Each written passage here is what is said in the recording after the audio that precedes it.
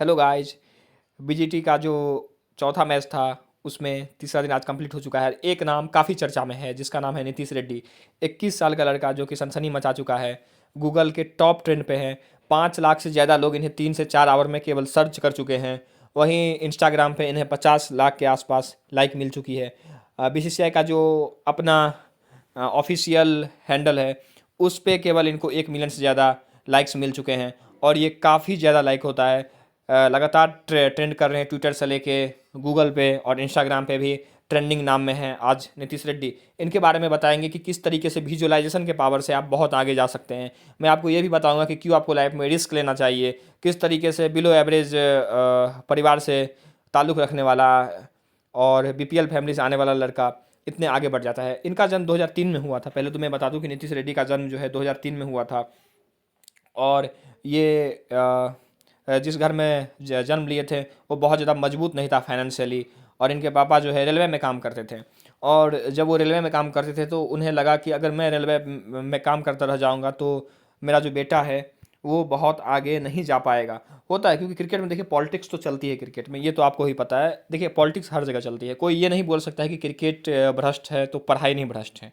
पढ़ाई भी उसी तरीके से भ्रष्ट है। पढ़ाई में तो और ज़्यादा पॉलिटिक्स चलता है। अगर आप एकेडमिक्स में जाएंगे तो आप देखेंगे प्रोफेसर का बेटा ही प्रोफेसर बनता है, जज का बेटा ही जज बनता है।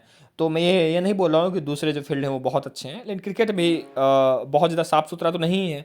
कंपेरेटिवली दूसरे फील्ड से ज़्यादा बेटर है क्योंकि आपको यहाँ पे जो है अपना टेक्निक को शो करना पड़ता है लोगों के सामने।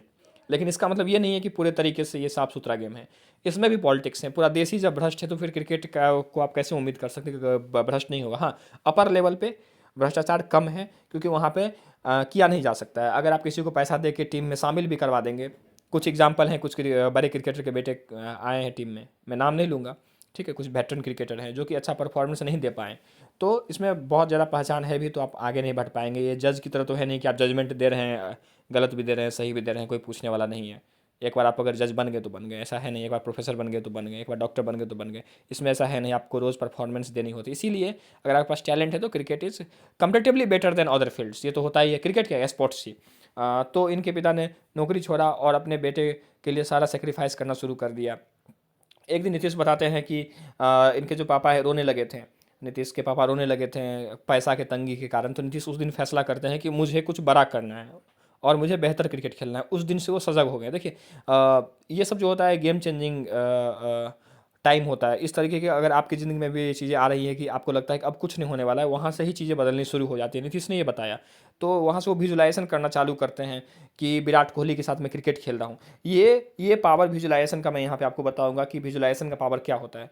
वो विराट कोहली से मिलने के लिए एक दिन एक अवार्ड शो में जाते हैं, मिल नहीं पाते क्योंकि विराट की सिक्योरिटी बहुत टाइट होती है और इन्हें रोक दिया जाता है। देखिए आप किस तरीके से फोटो इन्होंने कोशिश किया एक टीनेजर लड़का की किसी तरीके से विराट फ्रेम में आ जाए। और एक दिन विराट के साथ ये बैटिंग कर रहे थे। ये शायद दूसरा टेस्ट का है जहाँ पे विराट के साथ इन्होंने बैटिंग किया था और काफ़ी ख़राब स्थिति से भारत को मजबूत स्थिति में पहुंचा दिया था। तो ये समय समय की बात है। विजुलाइजेशन करते रहे, मेहनत करते रहे और यहाँ तक पहुँचे। उसके बाद मैं आपको ये भी बताऊंगा कि नीतीश रेड्डी जो है किस तरीके से पढ़ाई को छोड़ दिए। देखिए जब वो एजुकेशन को जब उनने छोड़ा था तब दो प्रकार की इनके पास दिक्कत थी। एक तो इनके पापा नौकरी छोड़ चुके थे, ठीक है। अब देखिए जब आप मिडिल क्लास फैमिली में होते हैं और मीडियोकर होते हैं, मतलब मीडियोकर इन द सेंस कि आप मीडियोकर आपके सपने होते हैं कि रेलवे में नौकरी लग जाए या फिर मैं कुछ भी डॉक्टर बन जाऊँ, आईएएस बन जाऊँ। तो आप बड़ा रिस्क लेने से डरेंगे क्योंकि आपको लगेगा कि क्योंकि बड़ा जगह इतना वहाँ पे कंपटीशन होता है कि आपको लगता है कि यार वहाँ पे जाना बहुत मुश्किल है। होता है, कॉमन सी बात है, मैं इससे गलत नहीं बोलता हूँ, सिक्योरिटी होनी चाहिए अपने लाइफ में। नीतीश के साथ भी यही हुई। उनके पापा ऑलरेडी रेलवे की नौकरी छोड़ दिए थे और नीतीश ने पढ़ाई छोड़ दिया था। मतलब अब मिडिल क्लास लाइफ जीने का कोई यहाँ पे संभावना नहीं था। या तो आप बड़ा बन जाएंगे यानी क्रिकेटर बन जाएंगे या तो आप बहुत नीचे आ जाएंगे। ये एक तरीके से लायन एटीट्यूड होता है। इसमें ये होता है कि आप खुद को बोलते हैं कि या तो मैं सब कुछ पालूंगा, जैसे खाऊंगा तो मैं शिकार करके ही खाऊंगा, या तो मैं घास नहीं खाऊंगा। यानी आप जिंदा नहीं रहना चाहते हैं बहुत कम लेकर के, या तो आपको सब मिल जाए या तो आपको कुछ नहीं मिले। ये एक एटीट्यूड होती है, बहुत एक्सट्रीम एटीट्यूड होती है। मम्बा मेंटेलिटी जो होता है इसी को कहा जाता है। तो ये सब मेंटेलिटी का यूज किया नीतीश ने। इसमें बहुत ज़्यादा दिक्कत भी होती है। मैं ये नहीं बोलता हूँ कि सबको ये फॉलो करना चाहिए। अगर आप ये फॉलो करेंगे और आप सक्सेस नहीं हो पाएँ तो यहाँ पे सुसाइड रेट भी बहुत ज़्यादा है। मैं ये नहीं बोल रहा हूँ कि स्पोर्ट्स में लोग सुसाइड कर लेते हैं, लेकिन किसी और फील्ड में भी आप अगर इस प्रकार की जो एक्सट्रीम ये डिसीजन लेते हैं कि आपको आपको मिलेगा तो सब कुछ मिल जाएगा, मिल भी सकता है, नहीं भी कुछ मिल सकता है, तो आपकी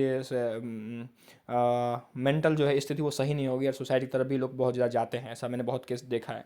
तो जो भी डिसीजन लेना चाहिए सोच समझ के लेना चाहिए कि क्या इतना एक्सट्रीम डिसीजन लेना है। लेकिन नीतीश बहुत ज़्यादा ही डिटरमाइंड लड़का थे, और वो केवल और केवल 21 साल में टीम में सिलेक्शन पाते हैं यहाँ पे, और वो अपने आइडल से के हाथ से देखिए कैप ले रहे हैं। वो विजुलाइज ये भी करते थे कि विराट कब तक रिटायर होंगे, जब वो रिटायर होंगे उससे पहले मुझे टीम में जाना है, और भगवान ने उनकी सुनी और वो कैप विराट के हाथ से ही लेते हैं, और आज वो इंडिया में सबसे फेमस नाम है आज के दिन में मैं बात कर रहा हूँ, और अगला सुपरस्टार भी बोला जा रहा है। इस सीरीज में सबसे ज़्यादा रन नीतीश रेड्डी बना चुके हैं।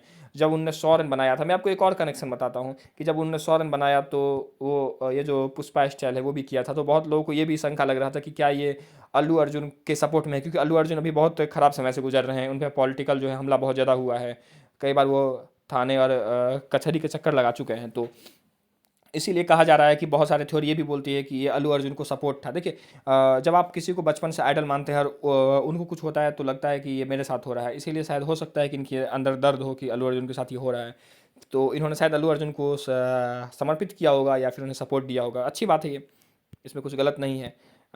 सक्सेस मिली है, और उनके पापा भी बहुत ज़्यादा भावुक हो गए थे, ये भी काफ़ी वायरल हो रहा है तस्वीर। हमें सीखने के लिए इस वीडियो से यही मिलता है कि अगर आपको लगता है कि आप बड़ा कर सकते हैं तो आपको सब कुछ छोड़ना होगा। ये दुनिया इसी तरीके से काम करता है। अगर आपको बहुत ज़्यादा की ज़रूरत है तो आपको छोड़ना होगा सब कुछ। हालांकि मीडियम लाइफ ख़राब नहीं है, लेकिन आप अगर मीडियोकर बनना चाहते हैं तो आपको बहुत कुछ छोड़ना नहीं पड़ेगा। आपके पापा नौकरी करते रह सकते हैं, आप हल्के से पढ़ते रह सकते हैं, अच्छा सा नौकरी भी मिल जाएगी अगर आप हल्का सा पढ़ेंगे, तो उसमें भी कुछ खराबी नहीं है। मीडियोकर लोग ही दुनिया को चलाते हैं, ये भी सच्चाई है। लेकिन अगर आपको लगता है कि सभी चीज़ को तोड़ के आगे बढ़ना है, सारे बंदिशों को तोड़ देना है, एकदम टॉप ही बस आपको दिख रहा है, तो निश्चित रूप से आपको रिस्क बड़ा लेना होगा, सब कुछ छोड़ना होगा। क्योंकि अगर आप इधर उधर देखने लगेंगे, छोटे मोटे चीज़ों में आपका मन भटकने लगेगा कि नौकरी ले लेता हूँ, ये कर लेता हूँ, वो कर लेता हूँ, फाइनेंशियल स्टेबल हो जाता हूँ, तब देखेंगे तो टाइम बहुत बीत जाती है। बड़े जगह पे उम्र की बहुत ज़्यादा ये होती है, स्कारसिटी होती है। अगर आपने उस एज को क्रॉस कर दिया तो आप नहीं जा सकते बड़े जगह पे, खासकर क्रिकेट और फुटबॉल जैसी जगह पे तो आपको बहुत जल्दी तय करना होता है कि आपको किधर जाना है। बाकी आपका क्या राय है नीतीश रेड्डी पे, ज़रूर मुझे कमेंट करिएगा। आगे बढ़ते रहिए, इसी तरीके से डिटरमाइंड होकर काम करना है। Thank you for watching this video.